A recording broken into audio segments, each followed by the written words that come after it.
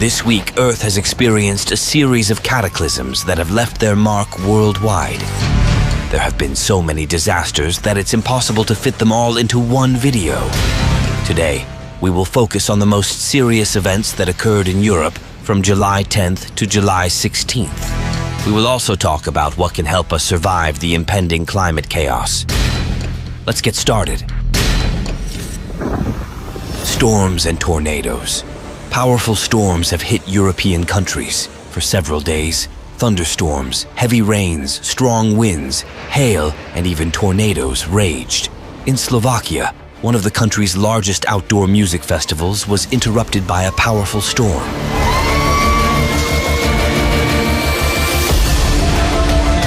The strong wind destroyed the stage structure. At the time, several hundred people were nearby.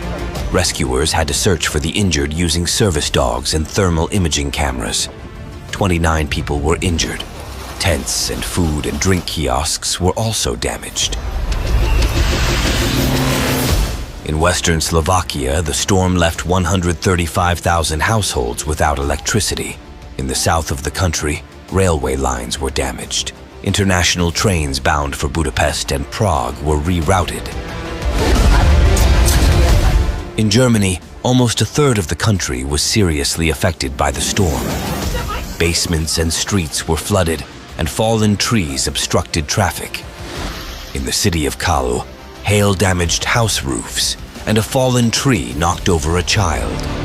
In the upper Swabia region, several houses were damaged by lightning strikes. In the city of Telta, a tornado-like phenomenon caused serious damage to an industrial area. In the city of Nordhorn, heavy rains flooded a local clinic, forcing the emergency department to close quickly. A nursing home in southern Lower Saxony was damaged by the wind.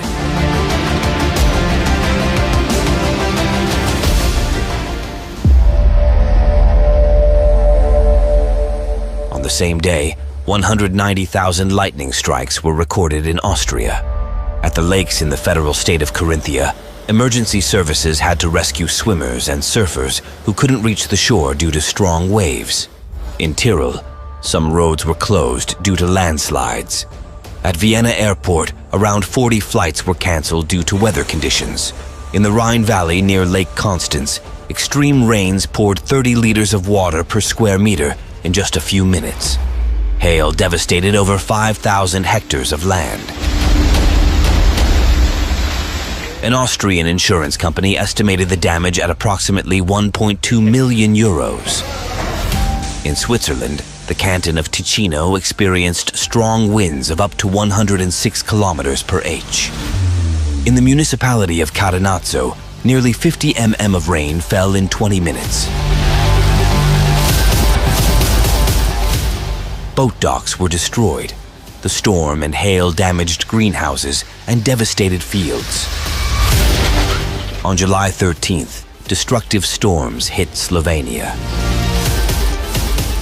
Huge hailstones damaged at least 350 buildings, many vehicles, and solar power stations.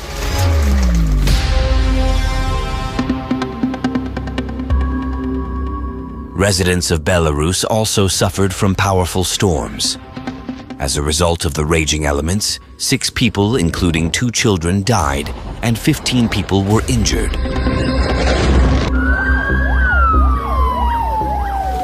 Belhydromet declared the highest red level of danger. Eyewitnesses from different regions reported that the storms lasted only a few minutes. Despite this, the consequences were catastrophic. Winds of up to 30 mph broke massive trees like matchsticks and uprooted them. More than 2,000 hectares of forest were felled. Falling trees caused multiple power line breaks and pole damage, leaving 2,000 settlements in the country without power. By the morning of July 15th, 1,200 of them were still without electricity.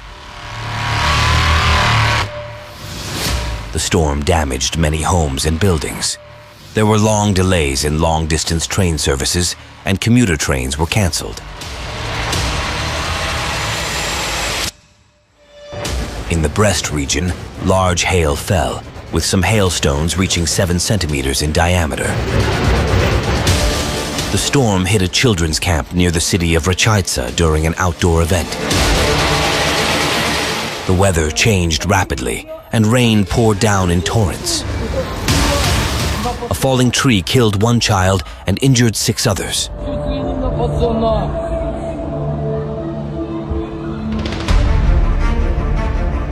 On July 13th, several tornadoes destroyed villages in northern Lithuania.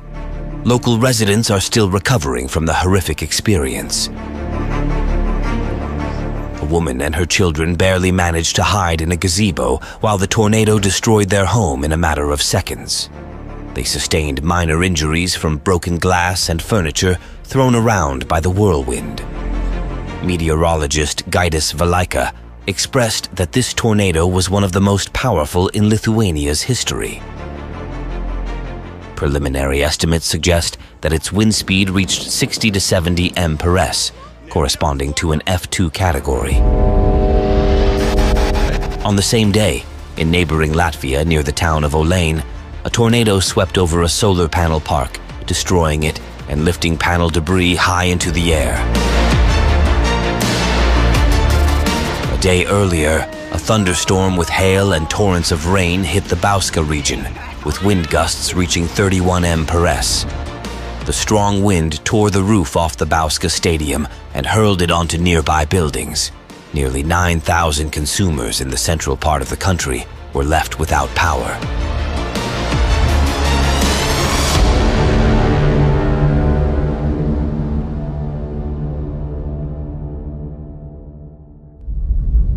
Extreme heat and fires.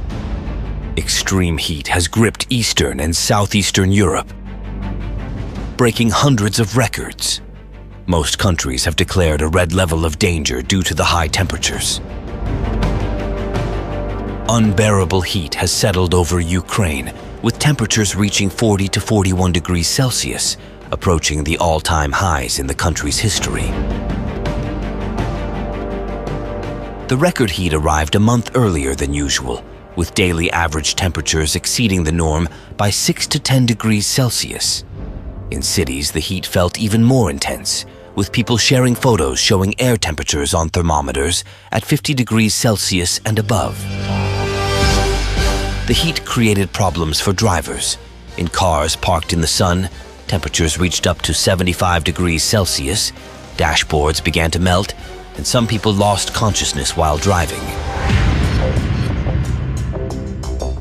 In Hungary, authorities issued a heat warning across the entire country, with air temperatures exceeding average levels from recent years by nearly 10 degrees.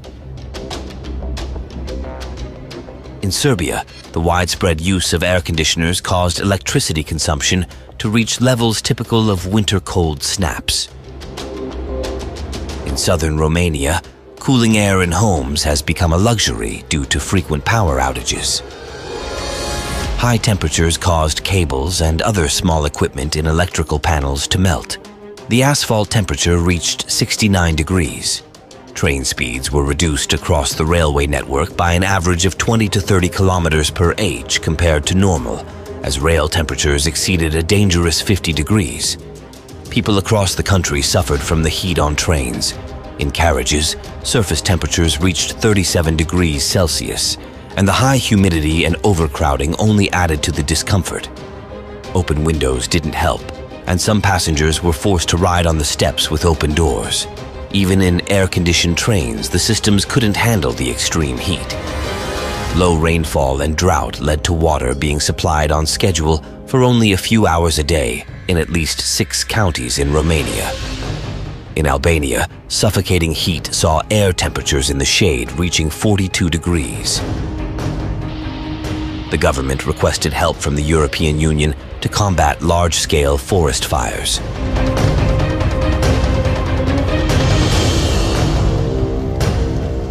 The situation is most challenging in mountainous areas where firefighters are unable to extinguish fires due to a lack of specialized equipment. The wildfire situation in the country is so critical that penalties for intentional or accidental arson have been increased to up to 15 years in prison. Southern Russia has been engulfed in extreme heat. For the first time in history, summer peak electricity consumption has surpassed winter levels. The scorching sun is destroying crops, drying up plants, and causing wildfires. On July 14th, a fire broke out near the city of Novorossiysk. Due to strong winds, the flames quickly spread to the Utrish Nature Reserve and nearby resorts. Hundreds of people were urgently evacuated. 62 hectares of protected forest were burned. Significant resources were deployed to fight the fire. 3 helicopters, 1 airplane, 84 units of equipment, and more than 300 specialists. New daily heat records were set in the Krasnodar region on July 16th, with temperatures rising above 39 degrees Celsius. In some localities, heat records are being broken for several days in a row.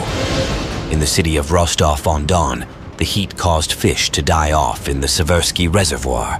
Extreme temperatures are threatening vegetable crops. Farmers are warning that there might be a shortage of vegetables in the next 2 to 3 months. Due to the unbearable heat, agricultural work is being done at night when temperatures are slightly lower. In Bulgaria, more than 200 fires are raging due to the abnormal heat. In the municipality of Svilengrad, the fire has become the strongest in recent decades, burning over 40,000 hectares of farmland and forests.